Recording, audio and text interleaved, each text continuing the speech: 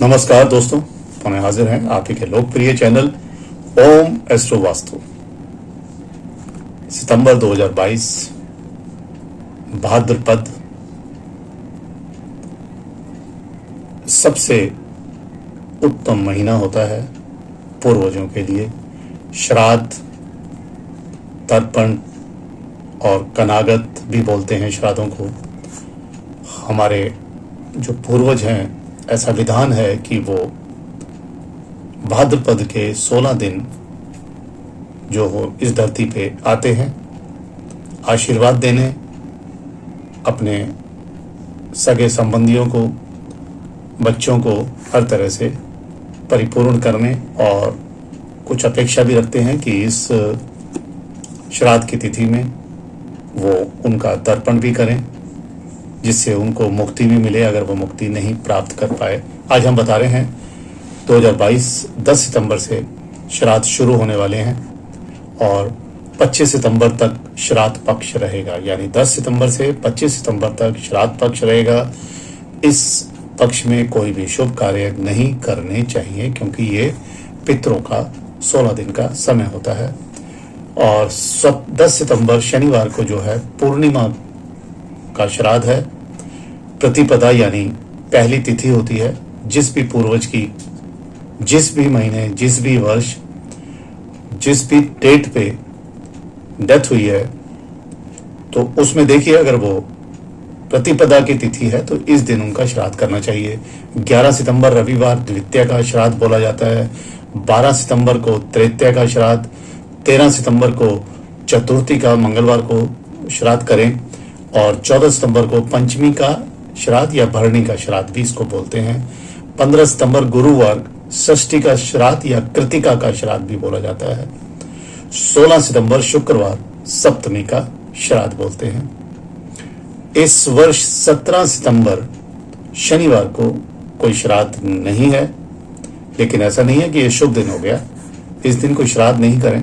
दान दक्षिणा का मन है, शनि का दिन है। अमावस्या की तिथि में, श्राद्ध की तिथि में शनिवार के दान कर सकते हैं, शनि की पूजा कर सकते हैं। बहुत ही उत्तम लाभकारी फल भी मिलने वाले हैं, शनि की कोई खराब दशा अगर चल रही है तो।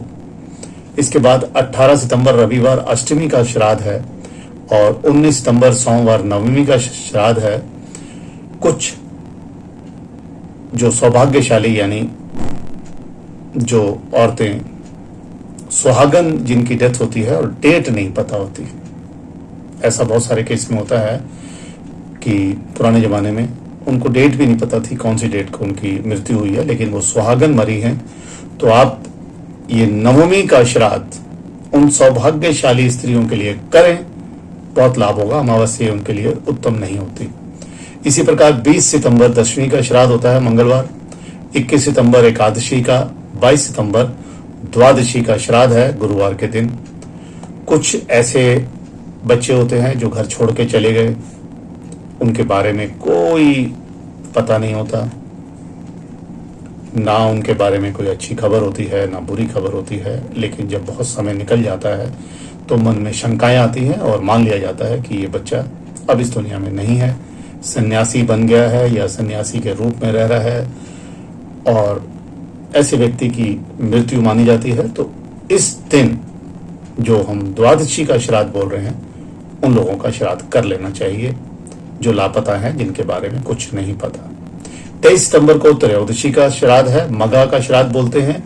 24 सितंबर शनिवार के दिन चतुर्दशी का श्राद्ध है।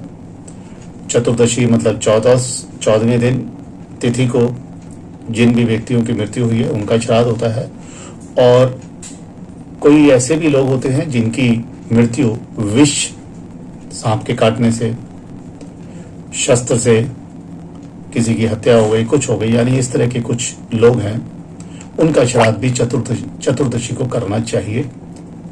और उसके बाद आता है सर्व पितृ अमावस्या का श्राद्ध 25 सितंबर रविवार, जिनके बारे में आपको कुछ नहीं पता, कौन सी तिथि है, कब उनकी डेथ हुई है, नाम है, उनके नाम से तर्पण कीजिए, श्राद्ध कीजिए, ब्राह्मण को भोज कराइए। एक अमावस्या की तिथि ही ऐसी है जब आपको किसी के बारे में कुछ भी नहीं पता तो उनके श्राद्ध किए जा सकते हैं।